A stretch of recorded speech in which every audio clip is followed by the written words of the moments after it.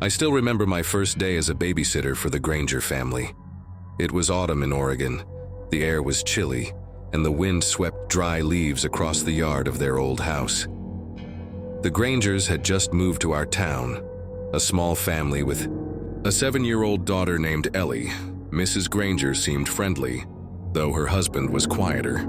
They said they only needed a sitter a few nights a week because their jobs required them to work evenings. The pay was good, and the job was simple. Watch Ellie until she fell asleep, then wait for them to return. At first, Ellie was very quiet. She rarely spoke, only drew pictures and played with her dolls. The house was a bit old, full of creaking wood and long hallways, but I didn't mind. I usually watched Netflix while waiting, but by the second week, things started to feel off. That night, Ellie asked, "Can I go play in the basement?" I was surprised. Most kids were scared of basements.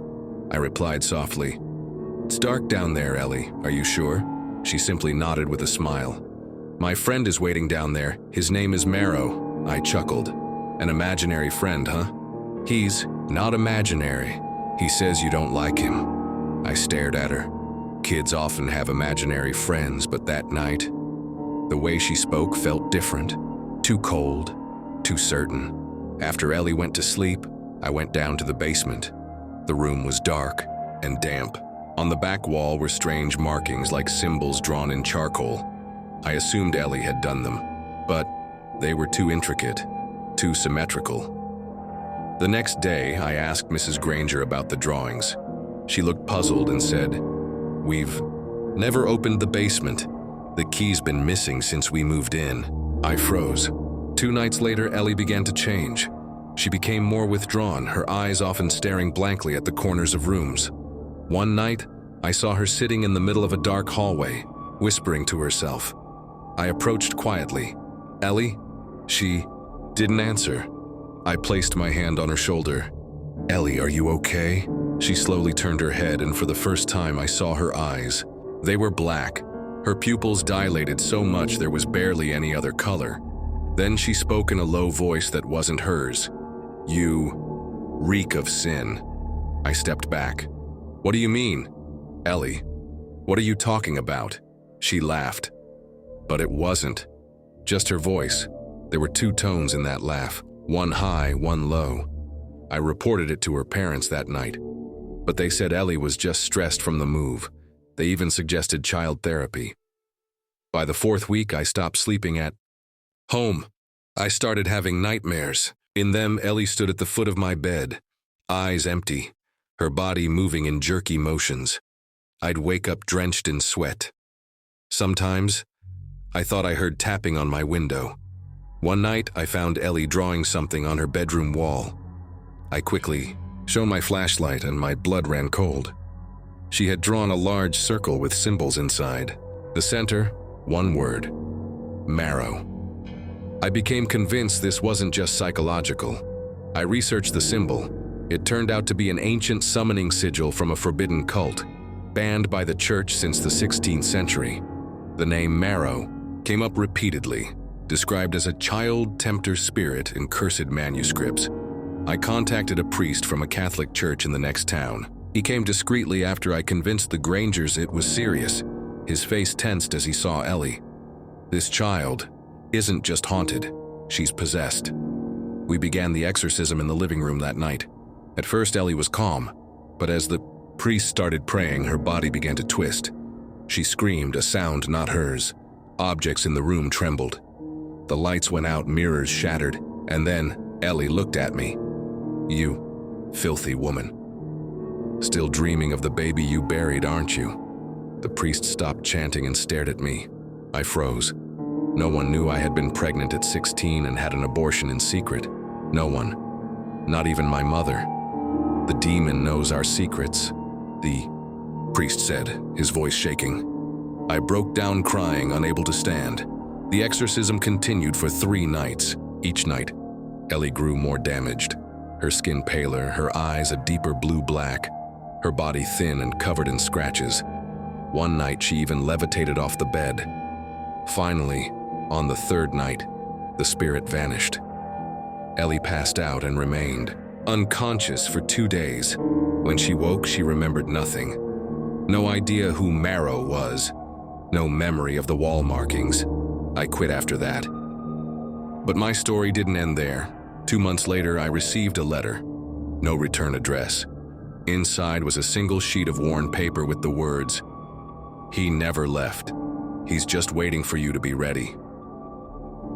And on the back of the paper, the same symbol Ellie had once drawn, Marrow.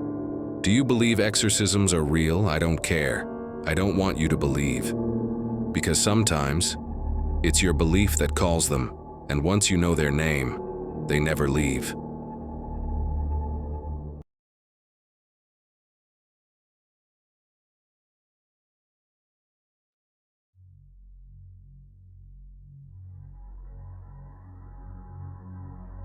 I never believed in God, and I certainly didn't believe in demons. If you came to my home and talked about spirits or miracles, I probably would have laughed at you. Not because I'm cruel, but because I was born into a deeply religious family, and I eventually walked away from all of it. My name is Adrian. I'm a philosophy professor at a private university. My life has always been logical, rational, grounded in science. Until one night. My mother called me. Her voice was shaking like she'd just finished crying. "Livia, something's wrong with your sister." I closed my laptop. "Is she sick?" Silence. Then she spoke again, her voice barely above a whisper. She's speaking, in a voice that isn't hers. She knows things she couldn't possibly know. I chuckled. "Mom, that sounds like delusion. She's probably under stress." "I know what stress looks like, Adrian. This is different." I wanted to hang. But something in my mother's voice held me in place. There was fear, real fear, in her words, and I'd never heard that from her before. I came home 2 days later. Our old house in the suburbs of Salem, Massachusetts, looked the same. Quiet, tidy, full of crucifixes on the walls. I hated those crucifixes. But this time, I didn't. Livia, my younger sister, was 22.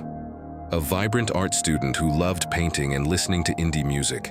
But when I entered her room, I didn't see Livia. She sat in the corner, hair tangled, eyes empty.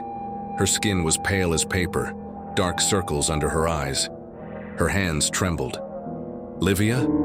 I called gently.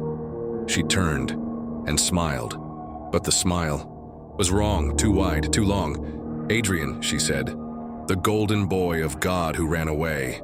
I froze. "What do you mean?" She laughed. But it was a man's laugh, a raspy, aged voice crawling out of her throat. "You said God was dead, remember? I heard you. When you whispered it in your room at 14. I never told anyone that, not even my mother." "Who are you?" I whispered. She just stared with eyes no sister of mine should have had. That night, I spoke to my mother in the kitchen. She needs a psychiatrist, not prayers. "She's seen 3, my mother said quietly.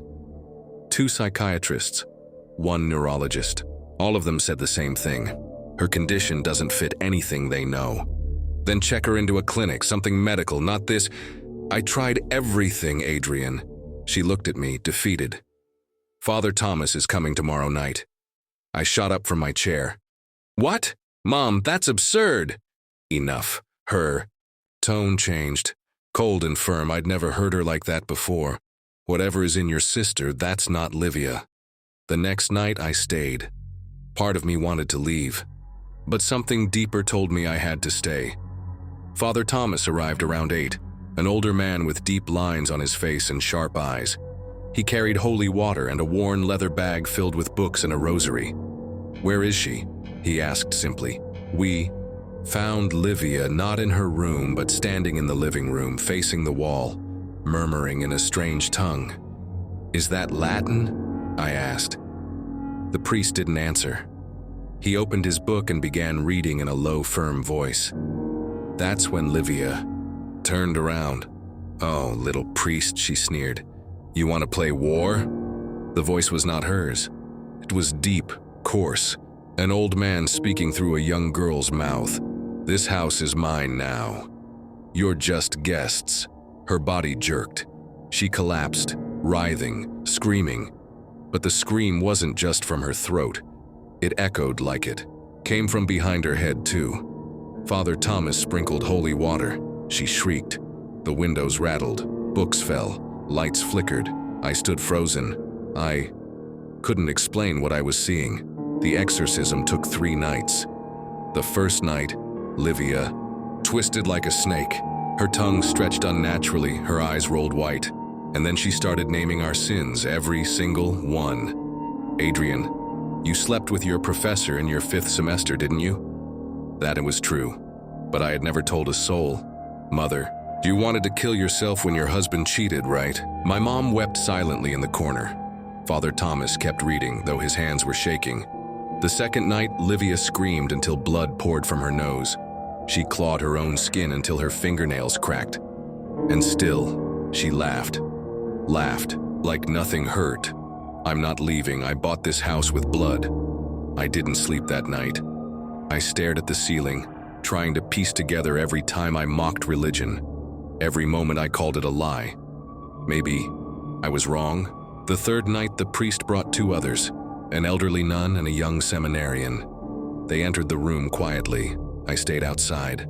I couldn't bear seeing my sister like that again, but the sounds pierced through the door, screaming, chanting, glass breaking, laughter that went on too long. Then, a loud thud. I ran in. Livia was floating 1 meter above the bed. Her hair dangled downward. Her body shook violently. Her arms twisted into a backward cross, and her face was crying. Adrian, help me. Father Thomas pressed a crucifix to her forehead. A small flame sparked. Then her body dropped. Silence. All of us were gasping for air. Livia was in a coma for 2 days. When she woke, she wept and clung to me. I remember all of it. The whispers, the shadows. But I couldn't move. I could only watch. I cried, and for the first time in over a decade, I prayed.